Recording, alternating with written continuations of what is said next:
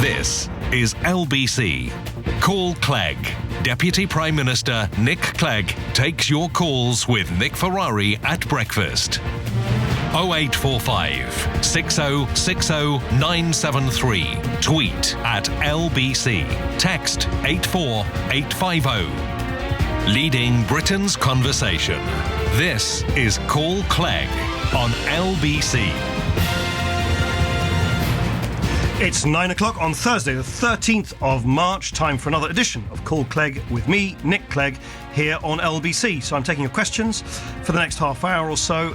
If you want to get involved, call on 0845 6060 973, 0845 6060 973, or email at nickclegg@lbc.co.uk. And of course, you can watch on the website, lbc.co.uk. So let's go to the first caller, John in Cheshunt.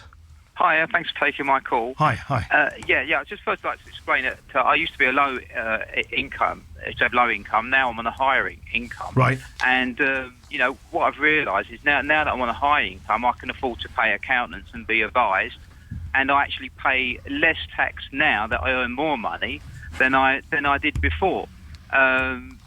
Because of the ways things are structured. If you're on PAYE, then you've pretty much had it. You've got no chance at all. But if you're a higher income, then you have your limited company, you pay yourself dividends, and you pay a lesser tax. So, I'd just like to say that you must understand this, that it's all a fallacy. People that are on a higher income don't pay higher tax. They pay, if anything, less than people that are on a much lower wage.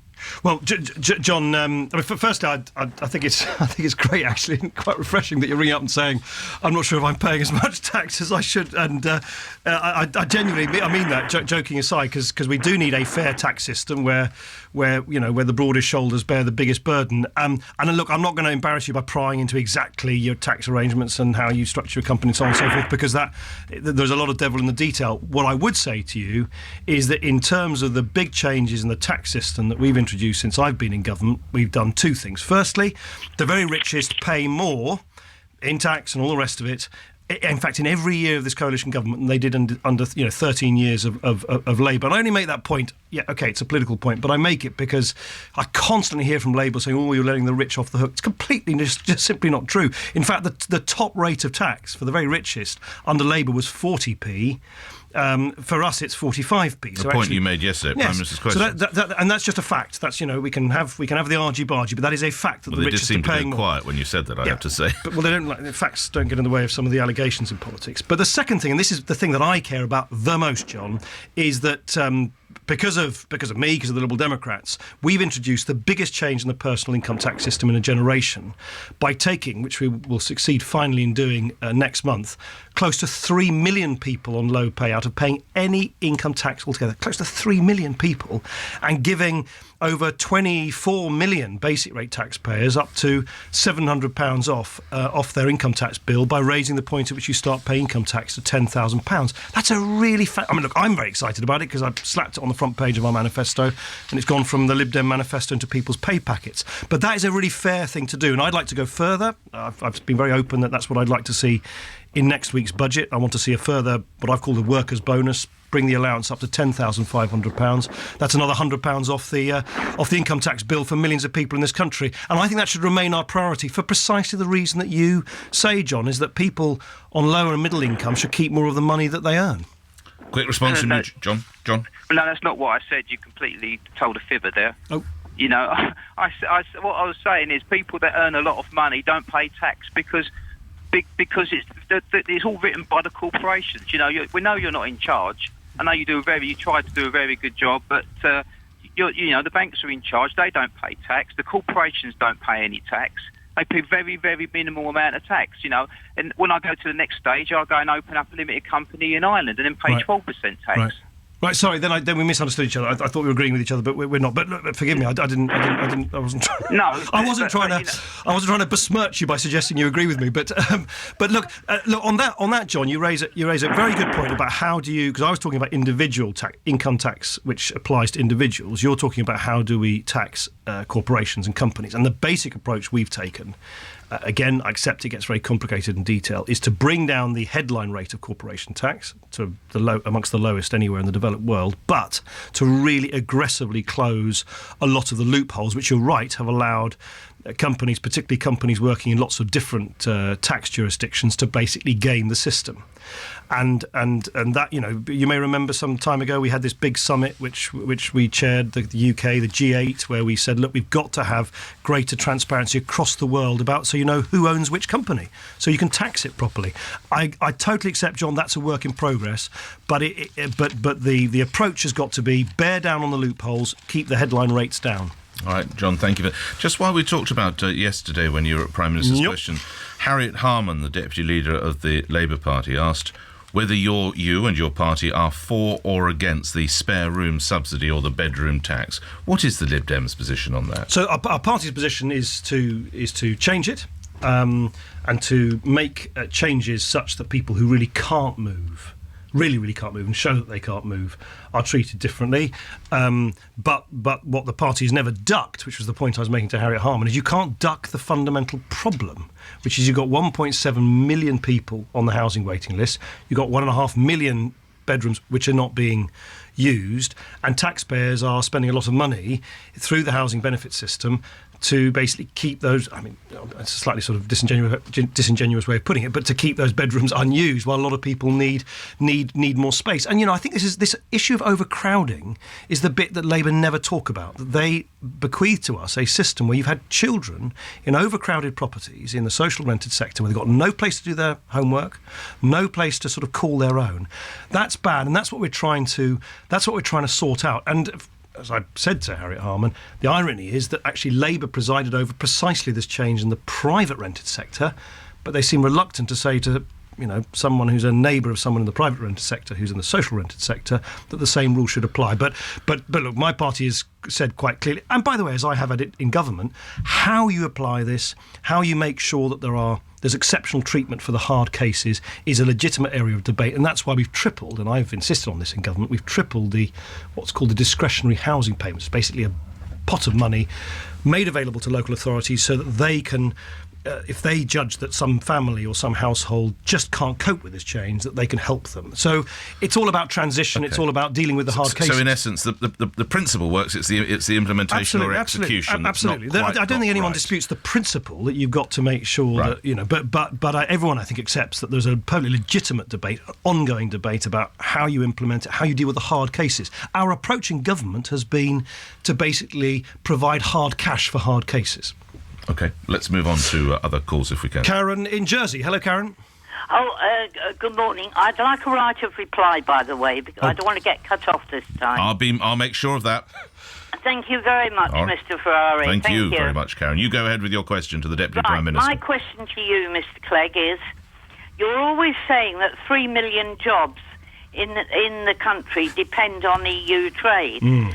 So how many jobs in the rest of the EU depend on British trade, seeing that the UK import more than it exports?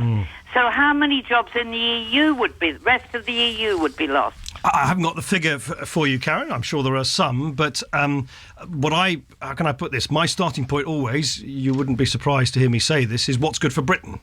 I believe in our membership of the European Union. I'm the leader of the party of In, not because of some starry-eyed, affection for the European Union, but because I just think it is it's the pro-British thing to do. And I think if you're pro-British, you've also got to be pro-jobs in Britain. And I think being part of the single market, that's a point that George Soros was just making in the papers this morning. He was saying, look, if you yank ourselves out, which is what UKIP and large parts of the Conservative Party want to do, out of the world's largest borderless single market, don't be then surprised when big investors in the car industry, in the financial services, in manufacturing, basically say, OK, well, we're going to yank out our investment from the United Kingdom, and that would cost us jobs. And that's, my absolute priority is jobs. Karen? Right, yes. Well, I'll give you the figures, as you don't seem to know them. There would be at least 4 million jobs in the EU, which are dependent on us. As I said, remember that we import more than we export. And as a matter of interest, last year, there were 800,000 more cars imported from the EU than we exported. 450,000 from Germany alone. Now, this trading imbalance is disastrous. It costs the United Kingdom 50 billion a year because of the imbalance in trade. And you say that businesses say they're going to pull out. Is this the same people, the CBI, who have always, in various incarnations, been wrong? As in the 1920s, it wanted to go back to the gold at pre-war rate. In the 1930s, it was for appeasement. In the 1940s, it was often for nationalism. In the 1950s, it was for state planning. In the 1960s, it was... I hear what you say about the CBI. We must get Mr. Clegg back involved. Karen, I want to write a reply now. Yes, well done. But Karen, look, you and I just are clearly not going to agree on this. Of course, it's a two-way street. That's the whole point about being part of the European Union. We have 2 million Brits who live elsewhere in the European Union. By the way, almost exactly the same number as the number of other European Union citizens who work in Britain. You're quite right, we trade, but that's the point of trade. The point of trade is that we trade, and sometimes you have a surplus, sometimes you have a deficit. But the view, which I passionately support with every fibre of my being, is that for us as an open country, a trading nation, a proud trading nation, to pull the drawbridge up and say, "Oh, to hell with the rest of the world," would be very, very bad for the British people. It would mean it would leave us poorer. It would lead to much greater unemployment. It would lead us much less safe because we wouldn't be able to work with other European countries to deal with cross-border crime. We wouldn't be able to deal with environmental damage. Yes, of course, the European Union needs reform. I mean, everything needs reform. Whitehall, Westminster needs reform. But I think to throw the baby out with the bathwater and say because people don't like this or that European decision, do you know what? I don't like this or that European decision, and make ourselves poorer and increase joblessness, I think would be disastrous for us. All right, I've just got an email. Thank you very much, Karen. I've got an email that's on this subject coming from Julian in Eastbourne with the news that Ed Miliband now has aligned Labour with the Lib Dems on the idea of an EU referendum. Has that increased the possibility of a Lib-Lab coalition?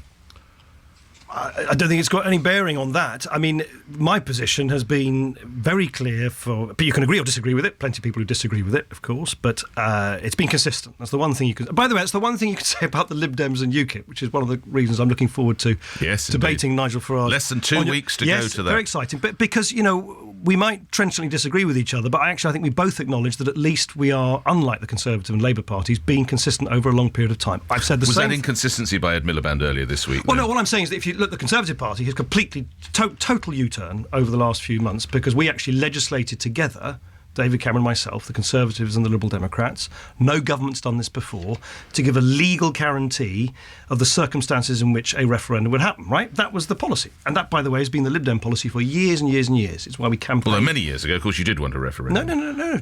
So that's been the position all along. When there is a treaty, that's why we campaigned on a referendum on the Lisbon Treaty, because we had to ratify the Lisbon Treaty. And I said, unlike the Conservatives, by the way, I said, don't do this over the heads of the British people, have a referendum. Yes. So we've been consistent throughout, and that's why we've now legislated on it. The Conservatives now, for internal reasons, get them on the show and ask them why, but they've had a sort of one of their traditional spasms about all of this, and they're very internally divided. They just say, no, they're going to have an unspecified process of renegotiation. I still, for the life of me, don't know what's going to happen in this renegotiation, but apparently something miraculously will emerge, and then they're going to put that like some gift-wrapped product to the British people in a referendum. Labour have sort of, had different positions and have now said that they also believe something we've been saying for years, which is that you have the referendum when there's a question to be answered. But what I find so striking about this, given that it is an important debate, is that actually the two parties that have remained steadfast in their views, even though they're completely opposed to each other, is UKIP and the Liberal Democrats. And that's why I think it is a good thing that there is this big in-out debate now between the two parties. We're looking forward. So it was a fudge yesterday. Yesterday by Ed Miliband. Well, the Labour Party's perfectly entitled to that view. All I'm saying is that they've arrived to that view kind of rather late in the day like this, whereas we've said for ages, look, my position is not going to satisfy someone who thinks there should be a referendum next Tuesday come hell or high water, right? Nor is it going to satisfy someone who says there should never be a referendum, right? I think for lots of people, though, who believe that it's right to have a referendum when there's a question to be answered, in other words, when there's a new change in the European rules asking new things of the United Kingdom, then you've got not only a guarantee from us that there will be a referendum, which we believe for years. We've actually now legislated for it, and I've said very, very loud and clear, when you have that referendum, it should be an in or out debate. It should be an in or out question. All right. Less than 2 weeks to go to that big debate with Nick Clegg and Nigel Farage. Mr. Farage in all the newspapers for other reasons, though, this morning. Mr. Clegg, let's go on to other... Malcolm in Ladbroke Grove. Hello, Malcolm. How are you doing, Nick? Well, good morning to both Nicks. Morning, sir. Hey, yeah. Good morning. Yeah, my question is about the recompense... the compensation for slavery. Quick question is, do you think that England would be where it is today if it wasn't for slavery? And this is just to remind some of my listeners, there are 14 Caribbean heads of state that have employed a British legal firm to seek reparations from a number of European governments, including Britain. It will run to hundreds of millions of pounds. They say that the legacy of poverty, illiteracy and ill health caused by the slave trade is still holding certain Caribbean countries back. And the lawyer will argue they want cold, hard cash. Mr. Clegg. I have to be honest with you, Malcolm. I don't think financial compensation for these terrible events that happened in the past is necessarily the right way to deal with this, and it's not something as a government that we agree with at the moment. But that is not to say that we should not be, as a country, totally open, rational, and if you like, contrite about the terrible events of the past. Not least, of course, slavery, which was abolished in this country, thankfully, more quickly than it was in other parts of the world. And there were some extraordinary 19th century campaigners who campaigned to abolish slavery, who were denounced at the time, and these are very important radical figures in our history. But I have a huge amount of empathy, of course I do, with those people in the Caribbean and elsewhere who say this is such a big sort of scar in our collective history. But how can I put it? I just don't think the best way to heal that scar is to say we want X amount of money or Y amount of money from different countries, because the world, thankfully, is very, very different now to what it was in the era of slavery. Quick comeback from you, Malcolm. Yeah, quick comeback. Well, my actual question wasn't answered, but never mind about that. With respect, I'm in the middle here. What bit didn't the Deputy Prime Minister... I have to say, I thought I heard an answer there. Well, no, my actual question was, do you think England would be where it is today if it wasn't for slavery? Fair enough. So I'm talking about the finance, the fact that you have social services, the fact that many people wish to come to England for a better life.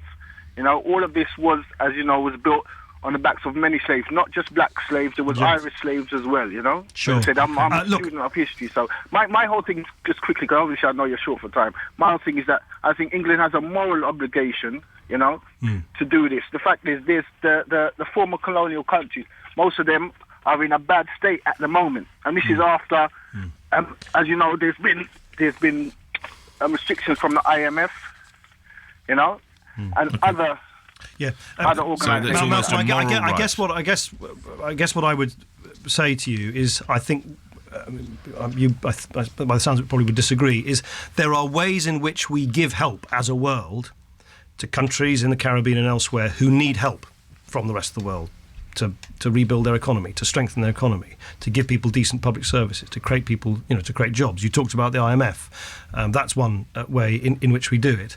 And there, Britain is a major player and a very generous player in the multilateral international institutions that provide help. We are, as you know, we are distinguished in the rich world by being about the only country which has now honoured our pledge of devoting 0.7% of our national wealth to in foreign aid to other parts around. So I don't want you to overlook that we've got a very proud record. I was just talking yesterday about the terrible humanitarian disaster in Syria. We've now launched the largest humanitarian aid programme, £600 million for the refugees who are fleeing from that. So I think there's great generosity in our country today, which is expressed in lots of different ways, including to the Caribbean.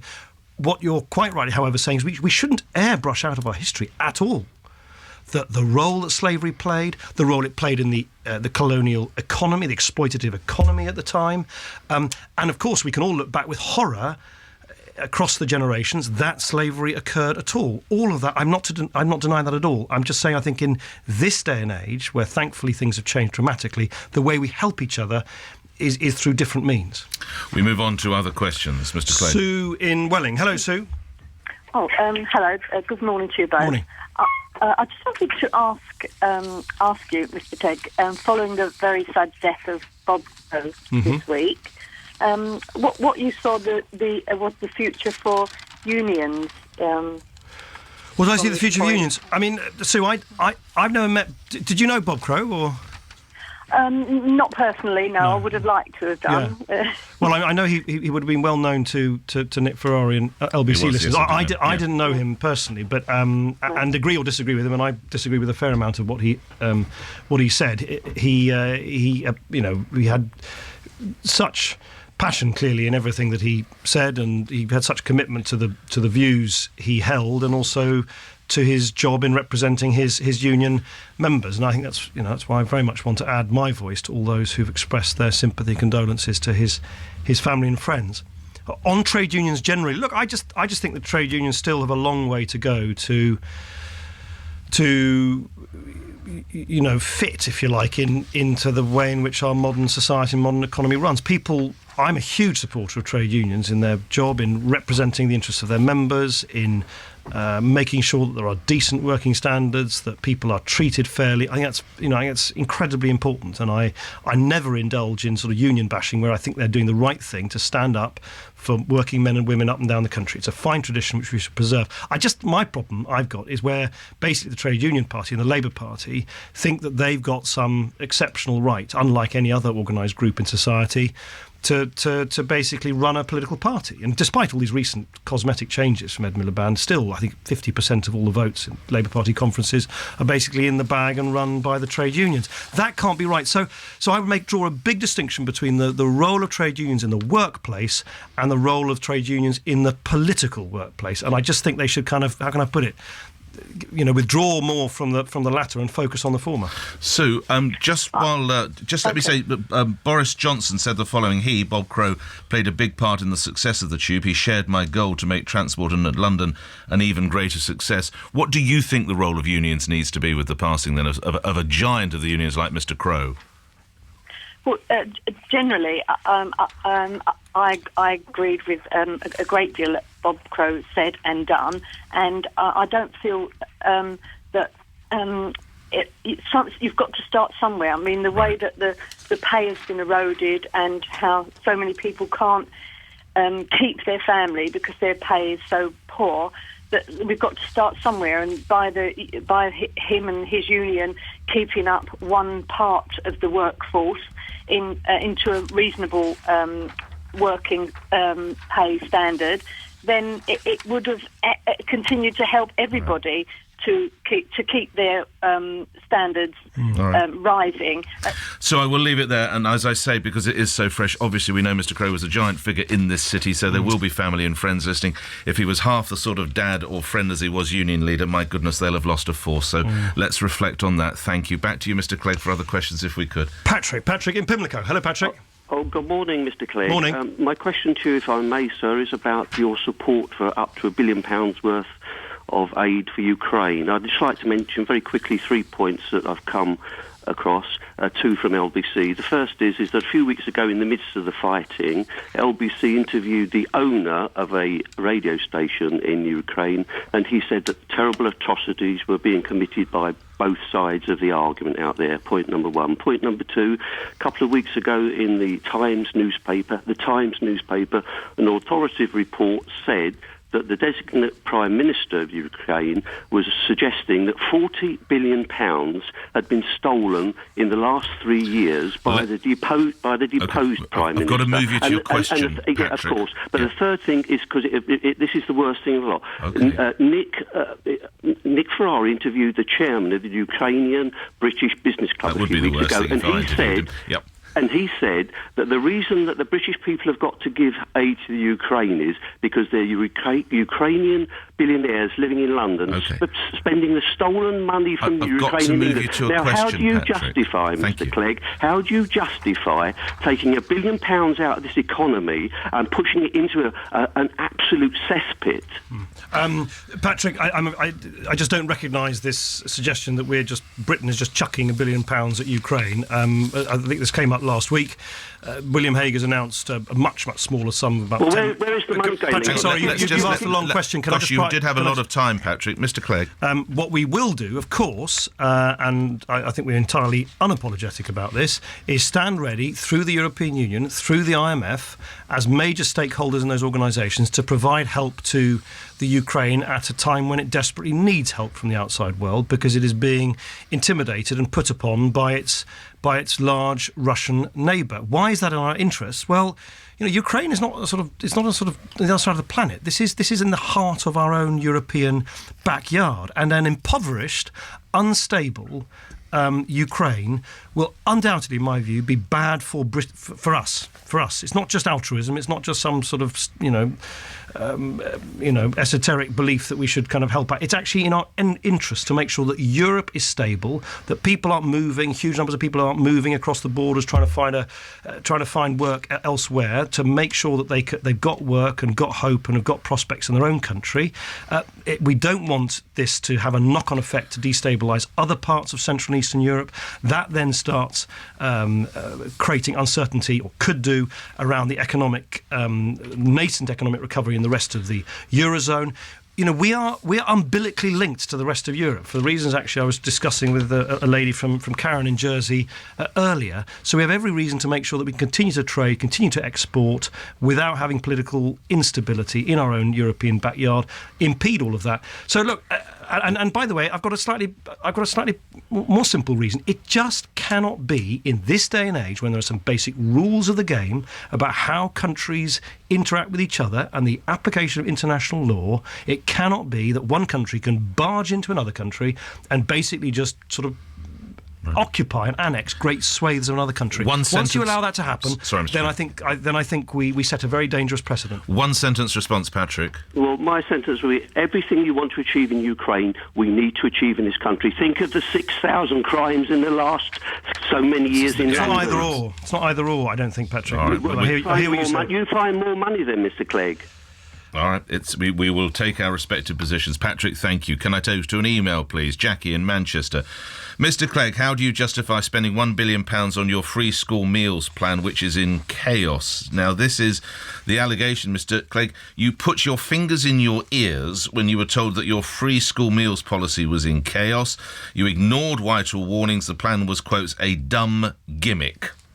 No, I hear those criticisms. They are complete. Are they true? No, they're utter nonsense. Did you put your fingers in your ears? It's complete utter nonsense. Let me just give a little bit of background, because some Conservatives, for reasons that you have to ask them, for some reason now want to argue against a policy which will save hundreds of pounds for many families up and down the country. But can I just finish? It's really important. This has shown to provide health benefits to children and provides better educational outcomes for our children. If the Conservatives want, or parts of the Conservative Party want to argue against that, fine. The reason why I think it is so important is far from it being just sort of invented out of thin blue air. This was something which was piloted back in 2009, so before we even came into power. Then an independent group of people looked into this issue of the quality of and the provision of school meals in our schools, provided it to Michael Gove in the Department for Education. That report, independently, so not my office, not me, said we really should now press ahead with providing more free school meals. So it was a policy which was tested, it was a policy which was researched, and it was a policy, crucially, that was shown to any family listening to this programme who's got a child at infant school where they're presently paying for those lunch costs will be £400 better off. The health benefits are very considerable of eating a healthy meal at lunchtime, but really, really crucially, the pilots which we've done in Durham and Newham, here in London and elsewhere, show that it has a dramatic effect on actually closing the attainment gap in our schools. So I think it's good for education, good for health, and good for people's pockets. That's why we will press ahead. And by the way, for those who say, I read in the Daily Mail a ludicrous suggestion that the policy was in chaos, when guess what? It hasn't even been implemented yet. It doesn't start till September. Heaven knows how even the Daily Mail can declare that a policy is failing when it hasn't been implemented yet. There will be implementation challenges in some schools, but across the broad, vast majority of 24,000 schools in this country, it will be implemented on time in September, and it'll be a success. How true is it that Dominic Cummings, who worked with Michael Gove, said they were given just an hour's notice of the policy announcement? Is that true? Look, I don't know this guy. This guy keeps popping up with all these sort of intemperate views. If he can't if he can't get his head round the virtues of this policy, that's his problem. No, but what about the timing? Here's the really important thing. Officials in the Department for Education worked on this for a considerable amount of time with David Laws. And I'm not sure if you know David Laws. I've met him. I'm sure there are a number of things accusations people might level at David Laws. One thing that no one who knows David Laws suggests about David Laws is that somehow he's slapdash in the way he approaches these things. But this hours time prior to announce is simply not true. I have no idea what this wholly unknown, if highly opinionated character Dominic Cummings knew or didn't know. What I do know is that David Laws worked with officials in the Department for Education, who I want to pay tribute to, did great work on this, on the back of the pilots that have been going on since 2009, on the back of the individual report which was commissioned by the Department for Education. If this Conservative policy advisor wants to now somehow claim that this was cooked up on a whim, he's perfectly free to do so. He's utterly, totally wrong. Final question. We've just got time for one from Judy in Colchester. Judy, hello. Go ahead, Judy. Good morning, Mr. Clegg. Politicians are not notorious for not giving an answer to a question, and with respect, you're much the same. Right. At the end of Nick's programme last week, he asked you your opinion on the question of halal meat and the slaughter of animals. And your response to that was instant. It was absolutely instant. You didn't skirt round the issue. You didn't whiffle waffle. So I did give a clear answer. And it was quite breathtaking. And if you can do that to that question, why is it that when we all phone up, you cannot give a direct, straight answer like you did last week? To what? To what particular question? Any question. Last week's question was when Nick asked we know about that halal and kosher. Judy, forgive me if I can just jump in. I'm a tiny bit confused. So first you say that politicians don't give straight answers. I'm sure lots of people are nodding as they're listening to that now. True. And then you say I gave a very straight answer to something last week. But Judy, look, I wouldn't be on this programme week in, week out, and I like to think that I make myself more accessible than almost any senior politician in British politics today, whether I do this programme or whether I hold town hall meetings up and down the country. And do you know what? I always try and give the best answer I can. I totally accept I give answers that people don't agree with, but I always try and be as sincere in my answers as possible. The only thing I would say, Judy, is there are some questions which simply aren't susceptible to an instant yes or no. We've just had a really interesting question about giving money to the Ukraine or not. Yeah. That isn't a sort of yes or no thing. It's why do some people think like me that we should help Ukraine, and why do others think not? That's a legitimate disagreement, but I hear what you say, Judy. I will always try and give the best answer I can, and I will continue to do so. A final minute with me. David Cameron, Tony Blair meet today to try and bring about some form of solutions. The idea of this this two-party state. What ground might be made up today, Mr. Clegg? Well, I think the most important thing, and the Prime Minister's emphasising this, is that we all throw our weight behind the efforts by John Kerry, the US Secretary of State, who's relaunched a sort of US-sponsored process of trying to get obviously talks going. I think both Netanyahu and Abbas, the two main, the two leaders on both sides, have taken the right decision and, in many respects, courageous decisions to enter into those talks again. As many people who know or followed the Middle East issue for much longer than I have, in one sense it's terribly simple, in the other sense it's immensely complicated. Everybody accepts you need a two-state solution. You need a country which the Palestinians can call their own, where they're recognised as a people in their own right, and of course the Israeli citizens have every right to live in peace and not be molested or threatened by violence and terrorism. That's the principle. Exactly how one implements that is where it's always bedeviled. I think with political will it can be done, and that's why we will continue, and that's what Prime Minister's doing now, to support John Kerry's efforts. And lastly, on the weekend you did your Julie Andrews act. You named a few of your favourite things, such as flip-flops, cups of tea, Prince George, Julie football. Andrews. Well, it was like a few of my favourite things, wasn't it, from the Sound of Music? The shipping forecast in the NHS. As it's the 25th anniversary of the World Wide Web, what's in your favourites folder on your computer?